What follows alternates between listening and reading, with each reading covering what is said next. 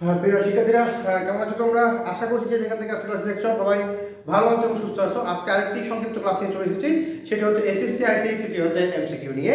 দেখো, ঢাকা বোর্ড 2023 এই তিনটি এমসিকিউ তোমাদের জন্য এখানে আমি অলরেডি লিখে রেখেছি। আশা করছি ক্লাস তোমাদের জন্য অনেক বেশি উপকারী হবে, কারণ আমরা কিন্তু এসএসসি আইসিটিতে কিন্তু বেশি প্রশ্ন ভুল করে থাকি এবং আমাদের উত্তর করতে কিন্তু অনেক কষ্ট হয়।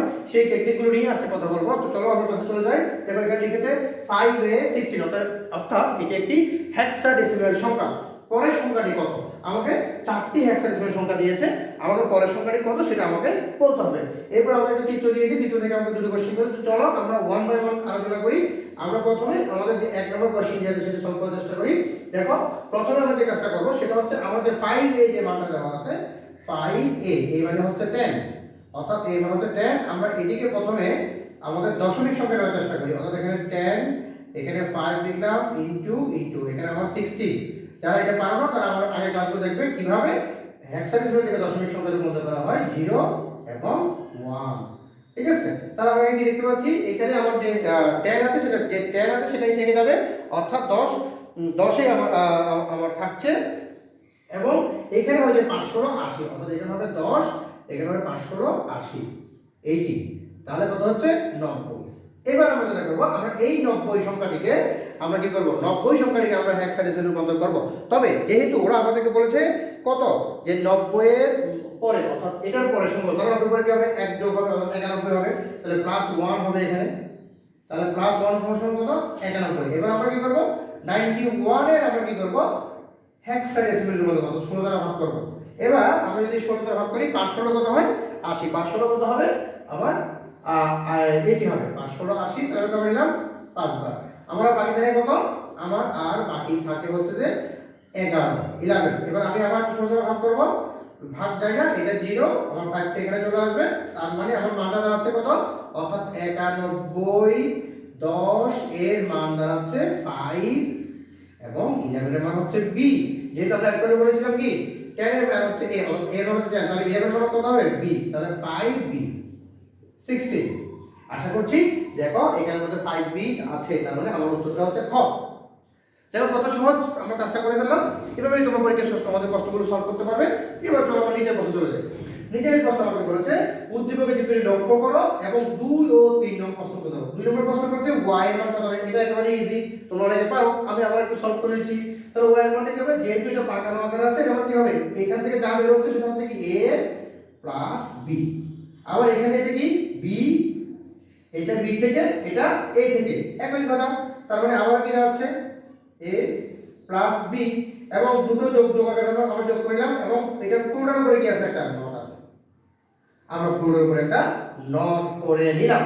আবার আমরা কি জানি, দুটো যদি একই রকম হয় তার সমান কি হয়, এটা a প্লাস b হবে, অর্থাৎ আমার মানটা হচ্ছে a প্লাস b নট, অর্থাৎ আমার মানটা হচ্ছে কি a প্লাস b নট। দেখো কত ইজি, কিভাবে করলাম, আমরা জানি কি দুটো a হলে একটা a হয়, তাহলে আমরা যদি a plus b K a plus b কে চিন্তা করি, তো দুটো মিলে কত হচ্ছে, একটা হচ্ছে, নট একটা, তার মানে a প্লাস b হচ্ছে আমার উত্তর। দেখো এখানেই সমাধান করে ফেলেছি। এরপরে প্রশ্নটা একটু ডিফিকাল্ট হলো, খুব সংক্ষিপ্ত তোমাদেরকে শিখিয়ে দিচ্ছি। দেখো, উদ্দীপকের বর্তনীটির আউটপুট y, অর্থাৎ এই y সমান সমান আমার কত পেতে হবে বলছে 1। এই 1 পেতে হলে আমার ইনপুট, অর্থাৎ a এবং b এর ইনপুটটা কত হতে পারে, ওরা আমাদের প্রথম অপশন দিয়েছে কত, a0 b0। তাহলে আমার কাছে আমার মানটা আগে কত দেখতে হবে, y সমান সমান কত, a প্লাস b। এখন কতটা বলেছে, a0 b0, তাহলে আমার তার মানে দাঁড়াচ্ছে, এবার যদি আমরা সমাধান করি, a ও 0 প্লাস b ও 0, উপরে নট আছে।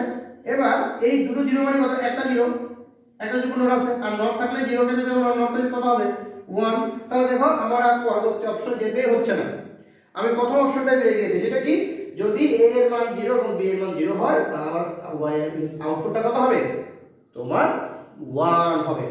তোমাদের জন্য একটু আর একটু বাড়তে আলোচনা করছি। দেখো পরেরটা করলে কি হয়, পরেরটাতে সেম অবস্থা, a সমান সমান 0, b সমান সমান 1। তাহলে a সমান সমান যদি 0 হয়, a সমান সমান 0 প্লাস b সমান সমান 1, আমরা কি জানি, এক এর শুরু করলে কত হবে, 1, এটা নট আছে, তাহলে নট করলে যদি কি হবে 0 হয়ে যাবে, তার মানে এটা হচ্ছে না।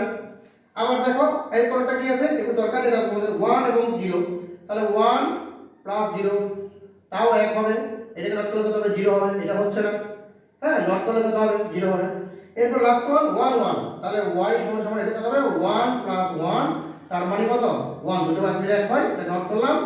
এবং যদি আমরা দেখো এই তিনটা অপশন আমার হচ্ছে না, আমার প্রথম অপশনটা হচ্ছে আমার উত্তর। তো দেখো কত সহজে তোমাদেরকে জিনিসগুলো আলোচনা করে দিলাম। আশা করছি তোমরা তোমাদের ক্লাসটা, আমার ক্লাসটা অনেক তোমাদের ভালো লেগেছে এবং তোমরা অবশ্যই এই ক্লাস থেকে উপকৃত হবে।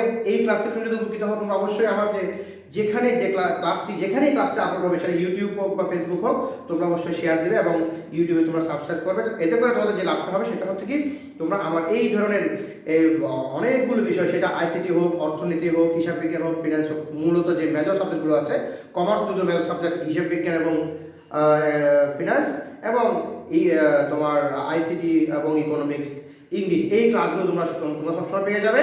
তো সে পর্যন্ত তোমাদের প্রতি শুভকামনা। এবং তোমরা যদি একটা ন্যূনতম সম্মানিত তোমরা যদি পড়তে চাও, অবশ্যই আমার যে হোয়াটসঅ্যাপ নাম্বার দেওয়া আছে আমার পেজে, সেখানে আমার সাথে যোগাযোগ করবে। ধন্যবাদ তোমাদের সবাইকে।